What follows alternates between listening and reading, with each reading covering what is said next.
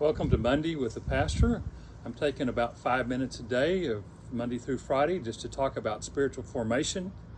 And last week we looked at prayer and the Lord's Prayer specifically. This week I'm going to look at prayer, but I want to talk about prayer maybe a little bit more expanded. And I mentioned last week that if you were a beginner to prayer or if you haven't been praying, the place to begin is with the Lord's Prayer. You can pray the Lord's Prayer and then pray it in your own words in probably 10 minutes or less, and that's a good prayer time. But if you're interested in going deeper, then watch this week. We're going to talk about how to have a better, deeper, expanded prayer time. You know, I've prayed almost every day of my life since I've been 10 years old, and that's decades. And so I've prayed every day. I went to prayer conferences. When I was 10 years old, I was a part of a church that had an altar. I remember going down and spending time at that altar and pouring out my heart to God, very meaningful times. When I was a teenager, I was part of the Jesus movement, had some very dynamic, compelling prayer times in that movement. Since I've been a pastor, I've prayed every day. I have taught on prayer. I've preached on prayer. I've encouraged prayer.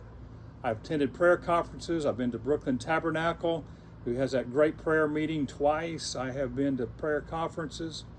But it was only until about 2 years ago that I went as part of the apprentice program in Wichita, Kansas, Friends University, was part of that program. And part of that program 1 week on a spiritual retreat, we had Brian Zahnd come in and lead his prayer school. Now, since then, I've read Brian Zahn's stuff and followed him on Twitter and Facebook and realized that he and I have a lot of disagreements on politics and upon patriotism. But truthfully, that prayer school revolutionized my prayer time. And I want to tell you why. Up until I went to that school, I had heard people pray. And there's some people that you hear pray, and I'm sure all of you can identify.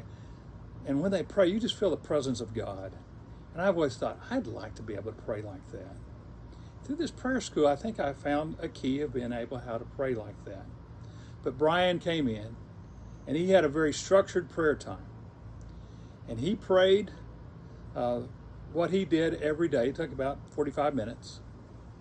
And it was powerful, very powerful.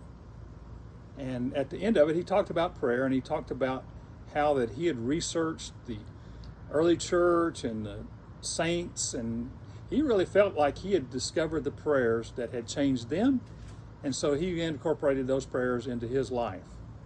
And then he handed us all a sheet with his prayer time on it, and he encouraged us to pray that every day for 3 months. I took him up on his challenge, and it was great. That structured prayer time helped me. Now, I pray 3 or 4 times a day, but once a day, usually in the morning, I pray a good 45 minutes to an hour. And I'll talk about my other prayer times next week, but this time I want to talk about having a structured time of prayer, about 45 minutes to an hour.